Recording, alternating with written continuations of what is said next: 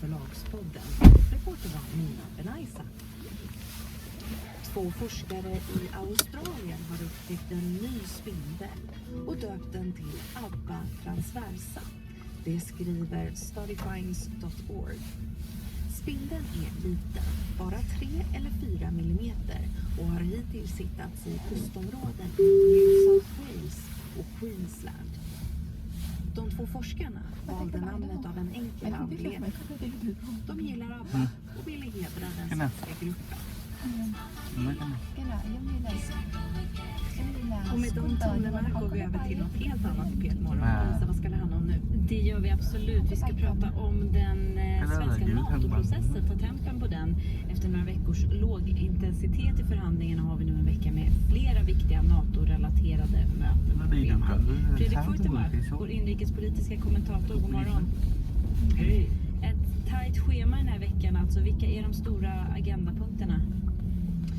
Ja, NATOs generalsekreterare Jens Stoltenberg kommer hit imorgon och ska prata med statsministern och de svenska partiledarna. En ungersk delegation med parlamentariker kommer hit för att besöka riksdagen.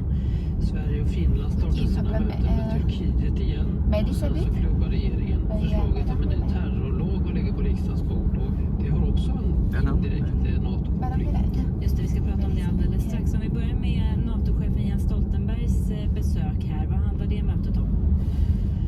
Ja, han besöker Sverige imorgon och träffar då Ulf Kristersson och de svenska partiledare som är för ett NATO-medlemskap, det vill säga alla utom Nooshi Dadgostar från Vänsterpartiet och Miljöpartiets språkrör.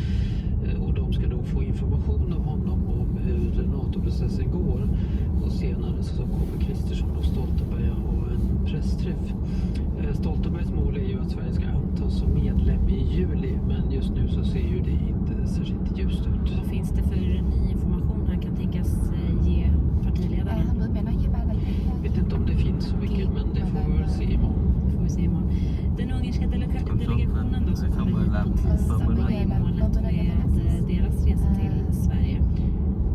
Ja, det är då en grupp med ungerska parlamentariker och Ungerns vice talman som besöker riksdagen och träffar talmannen och en grupp svenska riksdagsledamöter. Ja, det här är intressant tycker jag, därför att deras mål är rätt oklart. De har inte sagt mycket mer än att de vill prata om Sveriges NATO-process. Och det här kan man ju undra då om det verkligen ligger i Sveriges intresse att möta den här gruppen. Ungerns specialister som Dagens Nyheter har talat med tror att även Ungern nu vill sätta press på Sverige i samband med NATO-ansökan och att den här gruppen vill hjälpa Erdogan att försena processen eller att svenska riksdagsledamöter ska backa från sin kritik mot Ungerns rättssystem och Ungerns politik i HBTQ-frågor. En av de politiker som ska komma hit säger och har uttalat att han vill att Ungern vill att Sverige ska visa Ungern mer respekt.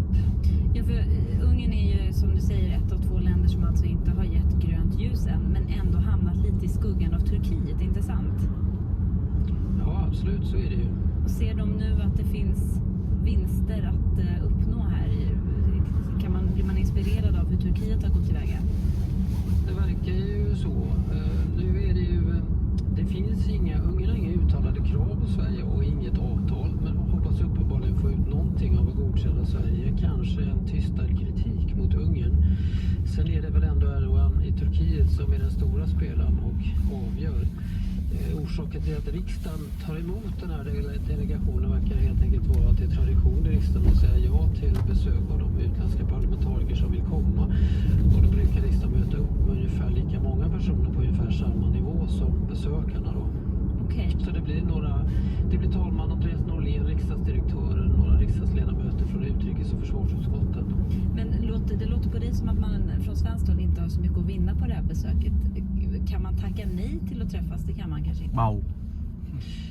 Det verkar, riksdagstraditionen är ju uppenbarligen att ta emot, så att det verkar inte ha varit aktuellt att tacka nej. Om vi bara tar de återupptagna NATO-samtalen med Turkiet och Finland då. I Bryssel möts man på torsdag. Vad vet du om det? Inte så mycket, det är på tjänstemannanivå. Alla möten stoppades ju efter att Rasmus Paludan brände Koranen framför den turkiska ambassaden. Jag tror...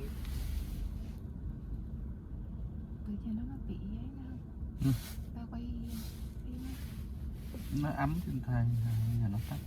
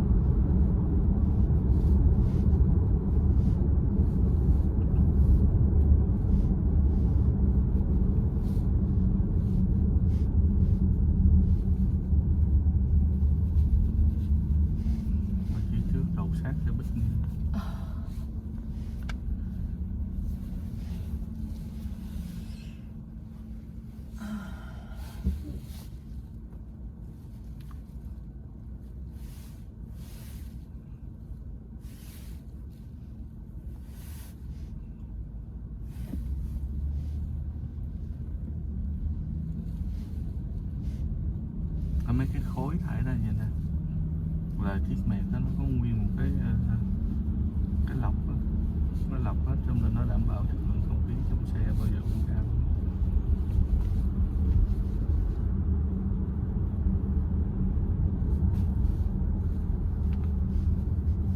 Rồi bạn nghĩ không chỉ là mua cái mà lọc nó gọi là HEPA filter, là cái lọc cái hạt particle nhỏ ở đầu kia, là thường những cái đó nó cũng thuộc dạng đắt tiền. Ví dụ như loại xe ở nhà mình qua đang đợi để có giảm giá mà mua cái máy Electrolux đó mà 1.000 UN một cái, và cái đó là nó bán phổ thông là 1.000. Còn ví dụ như Mercedes nó bán trong xe của nó rồi nó sẽ có mảng cắt ở kia của đó nữa, là không biết bao nhiêu tiền luôn á. Ấy chạy ngay phía sau mình rồi luôn mà. Hồi nãy là chuyển lên.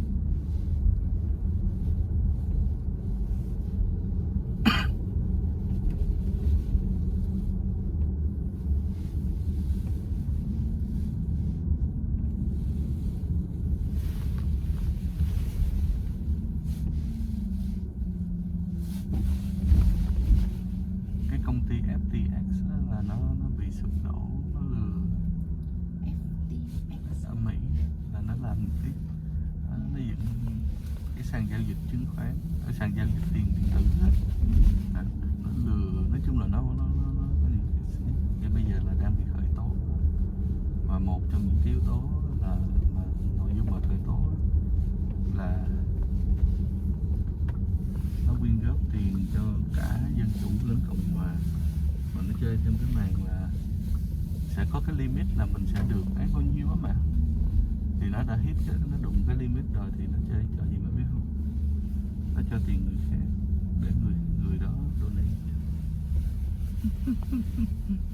Khi mà truy email được vậy rồi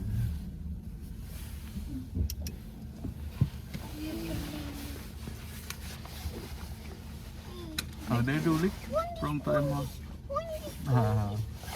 nó trốn con rồi. Mẹ vô với con hả? Đây là con Miên mình.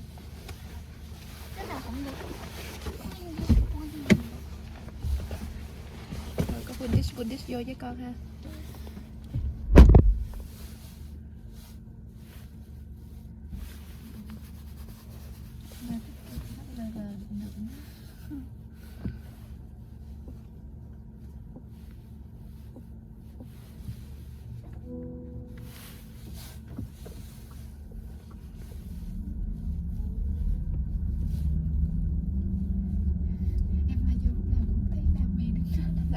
Em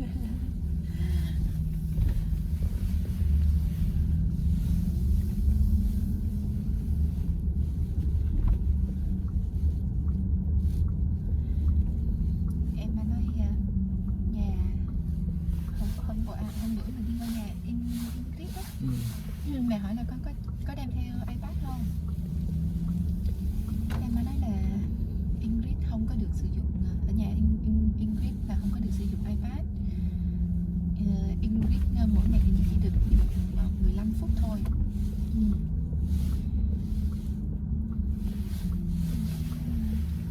Nói thêm em mới nói là còn nhà Nami ở nhà là muốn sử dụng suốt cả ngày, sử dụng lúc nào cũng được hết, nhưng mà như là cũng như là nội dung nó phù hợp á. Còn cái mẹ hỏi còn Sora thì sao? Sora thì muốn sử dụng bao nhiêu cũng được hết, nhưng mà Sora không có thời gian. Cha nó chơi chiêu.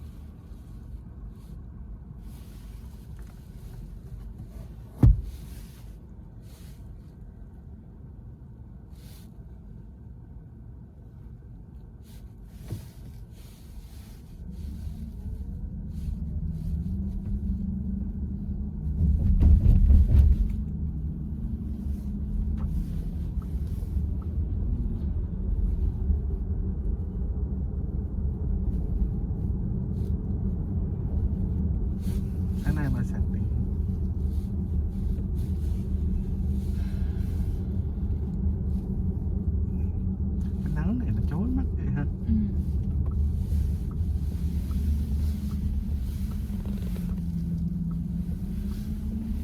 Anh một axit nhiều textile ghê á.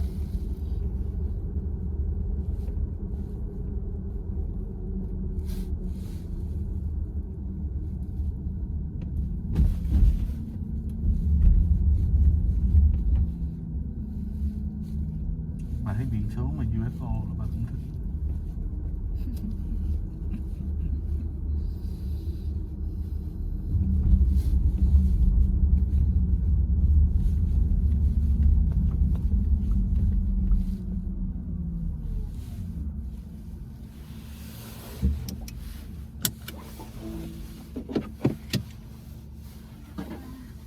Năm năm năm ở trên không biết.